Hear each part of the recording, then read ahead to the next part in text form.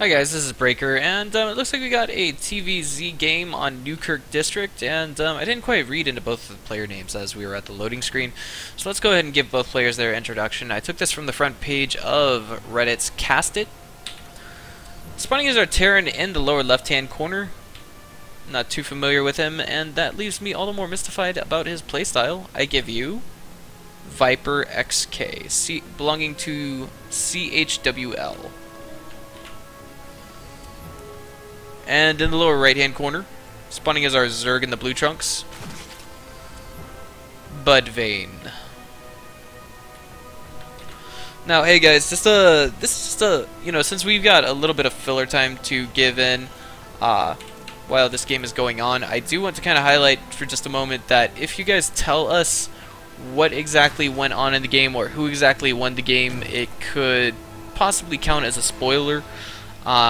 I'd rather not know who's won a game if I've downloaded it and I'm ready to cast it myself. This actually ruins the element of surprise. I will say that I don't know how long this replay lasts, and relatively speaking, I just look forward to casting it. We do have a gas going down right now for ViperXk. Not too long after his barracks got started. This kind of seems quite early. What we could see is a single Reaper coming out. We could see a reactor come out and then double Reapers in production. But budvayne's going to go ahead and elect for the double hatch opener.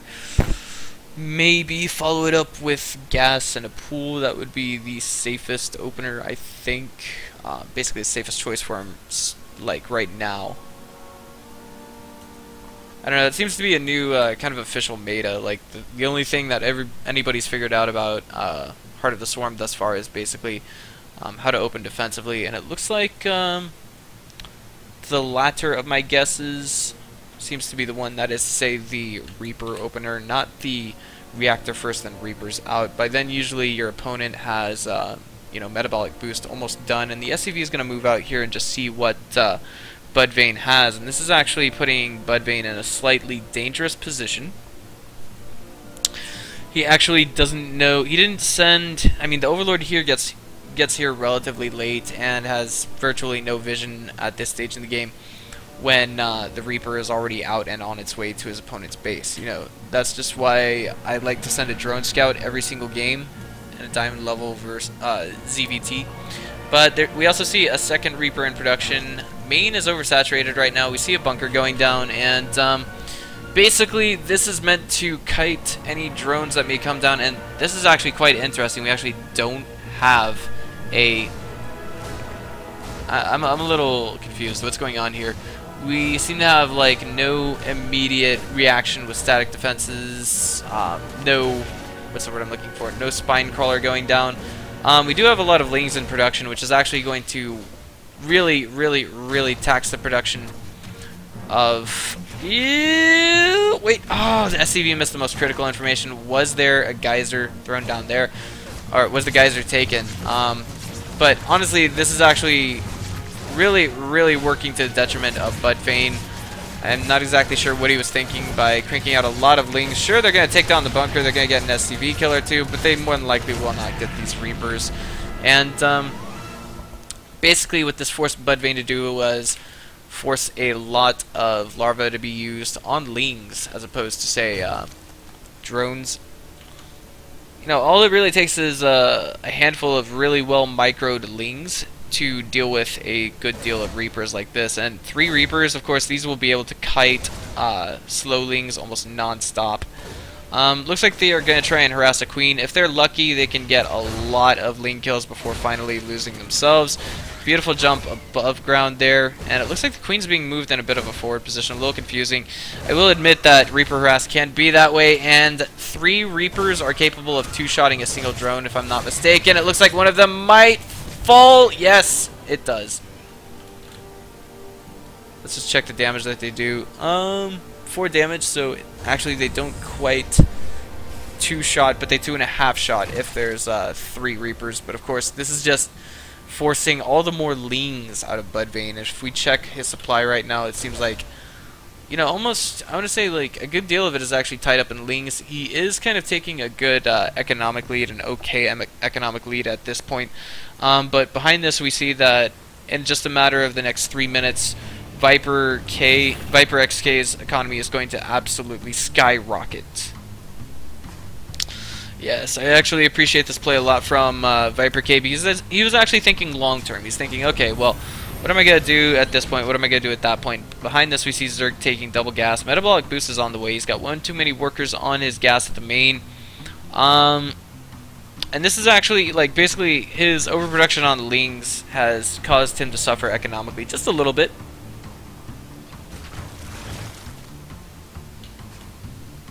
Stimpack in research right now. Of course, we still have ViperXk cranking out more and more Hellions.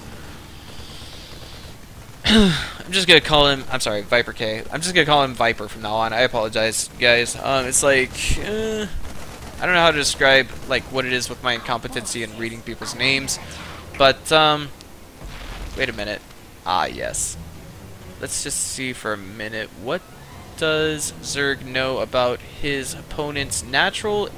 He didn't really see it go down. In fact, he has no idea that there's any infrastructure there whatsoever. So it's entirely possible that budvayne is oblivious to his opponent having an actual total of 3 orbital commands. But at this stage, I would say it's at least assumed that his opponent has 2 orbital commands, and he's basically just looking at his opponent as, what's the word I'm looking for, macroing up now. And these Hellions are basically here to control creep spread, maybe get a few lean kills. Almost got a queen kill, but it looks like a transfuse went down just in time from queen number 2. Main, we still have a queen. The natural, of course, both of these queens are out of energy, so that's going to make production suffer just a little bit, but now we have one more out and on the way. Forward spine crawler going down as well, and looks like the tech choice that we have coming from Viper is going to be more and more barracks, so this is basically a bio transition, not a mech transition. And what I love about both of these is that Hellbats as well as Widow Mines seem to really supplement both of these compositions relatively well. Lings coming in here, getting a full-ish surround. Widow Mines burrowing. Again, it looks like the Lings get away just in time. So we have ViperXk with some absolutely, Viper with some absolutely astounding map control right now. That could change in the near future, as we do have a Spire on the way for budvayne. Of course, 4 supply depots here and a bunker coming in to make a full wall off, and it looks like for now we see our Terran terrorist just concerned with macroing up. Starport now on the way, as well as the 3rd base for budvayne. Now Widow Mine's gonna move out here, and let's just see, where's it routed to go? Over here, and over here. It's just gonna see if there is an expo or not, but I think if it moves out on creep, this could actually be a little dangerous for it. You know, it's like 25 gas and 75 minerals that we won't see Viper getting back. And meanwhile, in the middle of the map, we see a large number of, well, I wouldn't say Hellions, but a large number of Widow Mines just basically tacking themselves on. And I want to say that basically the biggest mistake we have from budvayne is him not trying to take map control. Of course, he also moves his mutas right into the path of a scan, and if we saw Viper looking at that, then he's basically aware of what his opponent's unit composition is, that kind of thing. Now the mutas are going to kind of move out in this direction. Let's see, there is a missile turret ready at each base. I want to say that there are a few angles of attack that they can approach to the mineral line here, but of course we have a few idle SCVs, and we have SCVs that are not actually contributing to any income. It looks like the mutas are going to come in here, get a couple of kills on the SCVs, and then maybe fly out. There we go. Some SCVs get kited. Basically, they try to jump on that missile turret. They're like, oh no, repair, repair, and it looks like altogether we might have seen a total of 3 SCVs get killed altogether. 4 actually. There was 1 or 2 in the early game that were taken down. Mutas are basically trying to chase down these Hellions, but oh my god, that's 1. Oh my god, that's 2 mutas, 3 mutas that we are not going to see Viper get back. Or excuse me, that Viper takes down. Oh, 4 now for budvayne that he's not getting back. Hellions look like they're going to be taken down. It just seems, I don't know, it seems like a shame that Viper kind of forgot about those. You forgot, oh, okay, well, they're good for map control too. Of course, Widow Mines are almost completely ready to reload their shots, and ouch. They actually, you know, they get a shot off on the Lings and Banelings, but it just wasn't fast enough. I forget who did it, but there was a guide on TeamLiquid.net that actually meant to help Zergs learn how to one-shot Widow Mines without them shooting their mutas. They basically all have to be packed up, and they all have to fire their shot at the same time, more or less. And now we see that the Marine count is getting dangerously high for Viper. He's actually got superior supply right now. Lots and lots of upgrades on the way. He's already got stim pack. What about combat shields? Combat shields. Yes, it looks like he does, as the Marines do have 55 HP. One thing that I like from both sides of the map is that they're not really flaunting their new hot skins. Muta's flying back into the Widow Mines. Oh my god! This is just hideous, what we see here. In the northern Zelnaga Touchwower, instead of Zelnaga Watchtower, is actually being taken. Looks like we have Zerg trying to reassert his control over the map. The Muta's flying to the north-ish position. Of course, there's a Widow Mine and a missile turret waiting for them. And let's just see what's going to happen here. Ouch!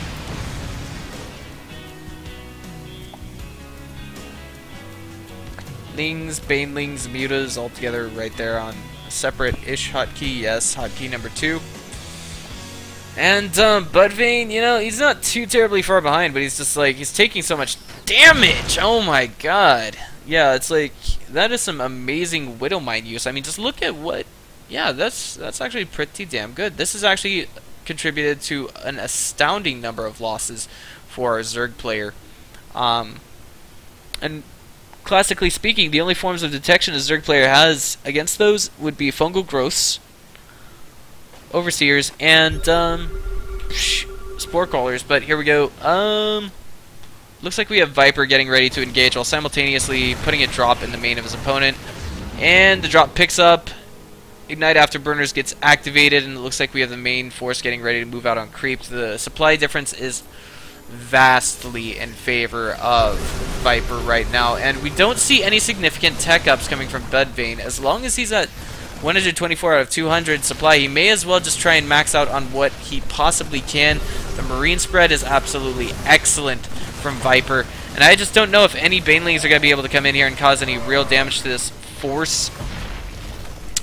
I wouldn't mind seeing him send a small force of Marines to attack the third, and it looks like that is exactly what is going to happen. And it looks like budvayne is trying to move out and try and make some damage happen. It looks like it will work for the time being, but his economic losses here are just far too high.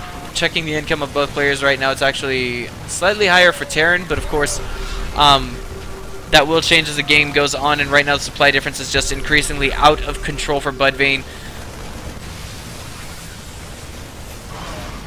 And, you know, we see Viper's going in for the kill, and there it is. budvayne was defeated. budvayne has left the game. Viper left the game, and then went ahead to upload the replay to drop.sc, whereby I casted it. So if you guys liked what you saw here today, just go ahead and click on the subscribe button. Add me as a friend on Facebook. Follow my Facebook posts.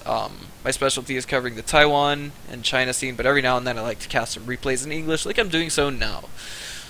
So this has been Breaker, guys. Thanks for watching. I will see you guys next time.